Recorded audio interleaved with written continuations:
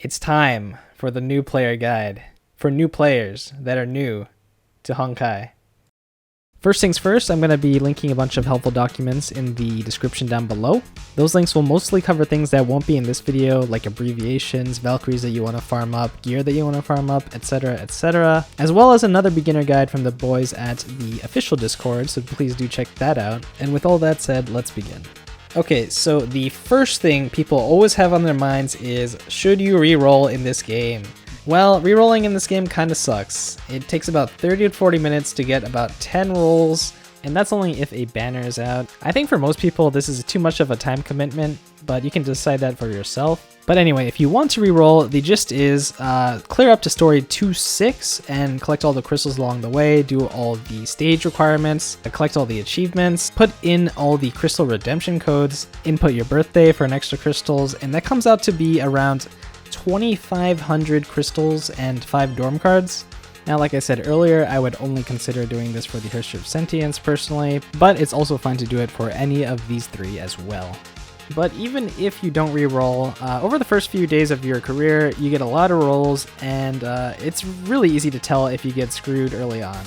For your dorm guarantees, anything on the top row here is best, the middle row is good, and the bottom row is not that good. If you didn't reroll an expansion supply and you got 2 of the bottom row, I would probably say to reset your account, but that's just my own opinion. Last note on the dorm supply, I would say just don't spend any crystals on the supply whatsoever. Like, don't even buy the discounted ones they randomly throw at you, it's not worth it. The game gives you a lot of free dorm cards, so just make sure you use those.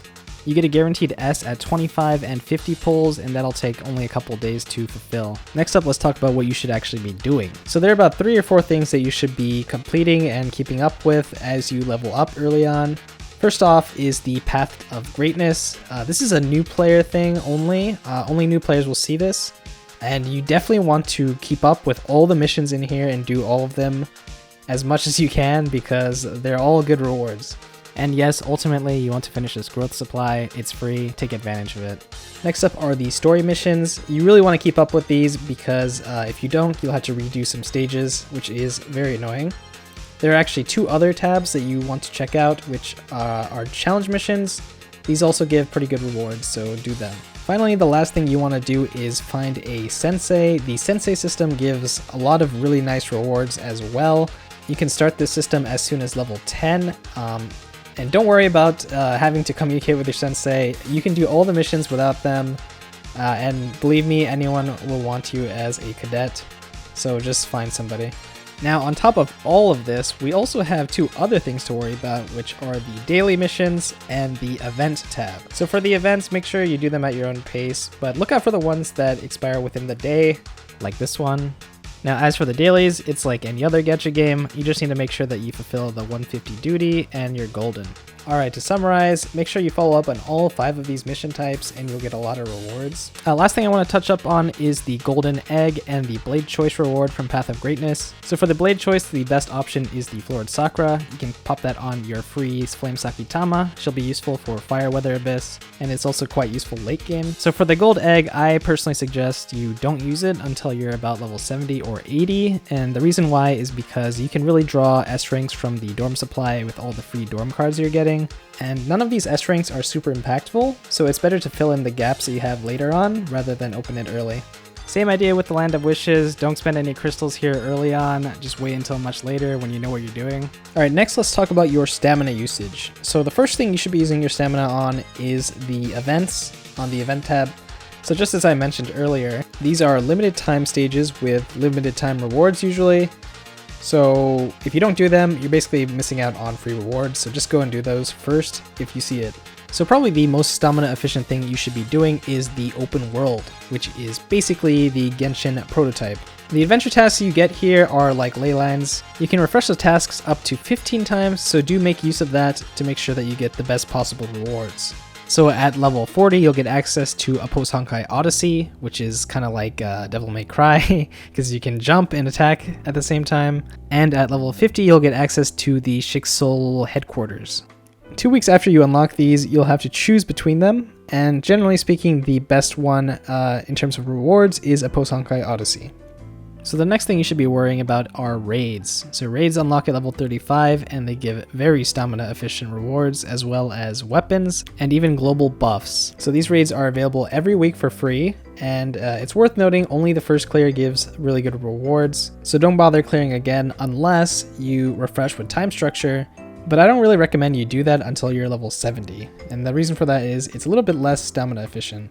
Next up, we have expeditions. Now, expeditions are really important in this game because it ranks up your Valkyries, and higher rank Valkyries can be very vital. I'm not going to go too in depth on what to farm because I have another video for that. The link is in the description, but please read the pinned comment so you're up to date. So because there's a limit to how many times you can do expedition, I do recommend doing it every day so you can eventually get your Valkyries to triple S. Alright, so next up we have Story and Chronicles. So these are your main source of early game crystals.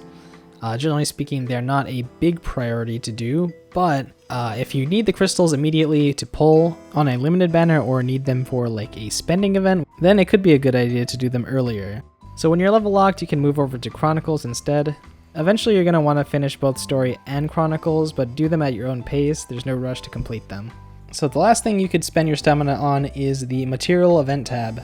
So generally speaking, you only want to do the first time clear for the daily. Otherwise, this is basically bottom priority as the later stages are much more efficient. Once you unlock the third stage, you can start farming this for purple flowers that you might need. Alright, let's summarize. So first thing you do every day is your dailies and missions, and in terms of stamina usage, these are the 6 things I would do in order.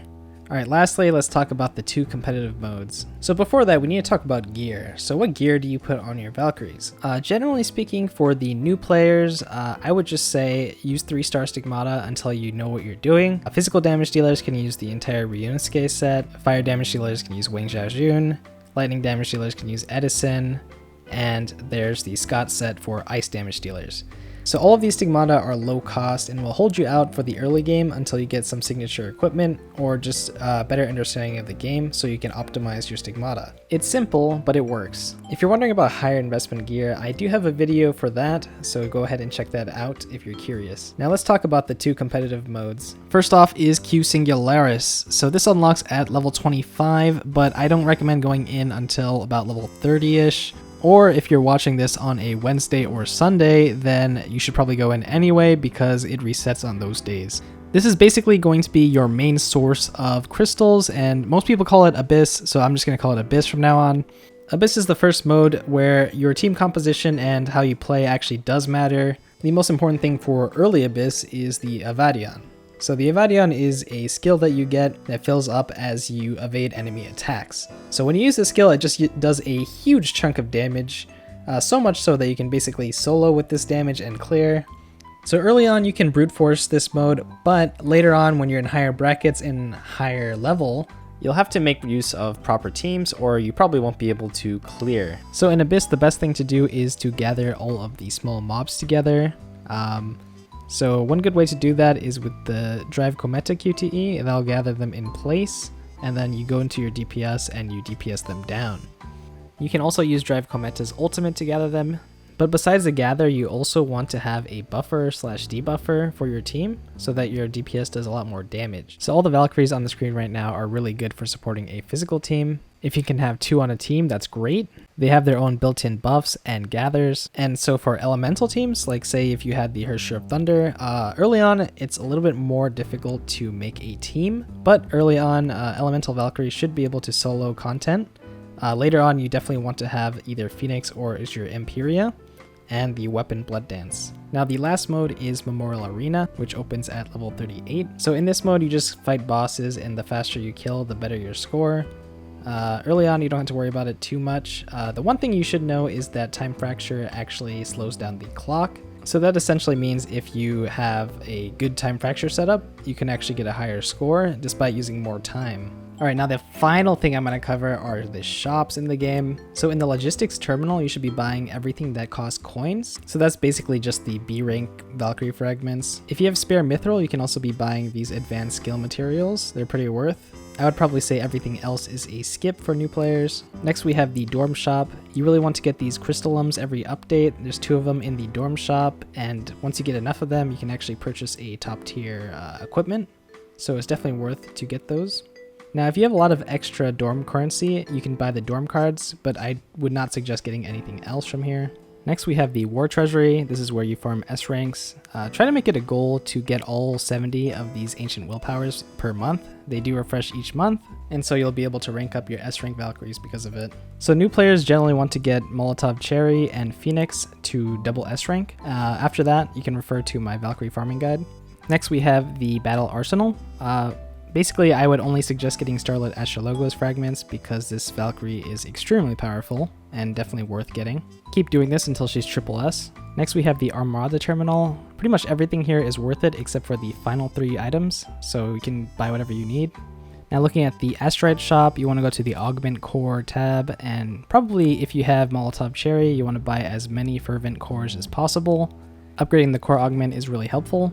Cometa cores are also really good because you want to get her to at least 2-star core. Of course, more is better, but you don't have to rush after 2-star. I wouldn't waste anything on the Mithril shop, so you can kind of skip over this one. Same with the coin shop. Early on, you'll need coins, so don't waste any here. Okay, Bounty is getting reworked next update, so I won't talk about it here. For the beginner shop, you can easily buy everything on the top row, and everything on the bottom row you can actually skip. Because Asteroid is so scarce, you can't really afford to waste it on random stuff like this. Last thing I thought I'd mention is if you're a competitive player, please do not level any switch skills. These switch skills are not toggleable, and some of them are quite bad.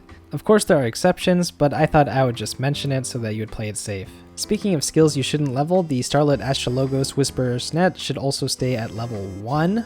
Again, this is really complicated, and it only really matters if you're looking to be a tryhard later on. The same goes for her second special skill. Again, you'll just have to trust me on this. Alright, and that's all the things I could probably think of for beginner players. So if there's anything else that you are curious about, go ahead and ask. I'll try my best to answer if I can. Anyway, thank you for watching.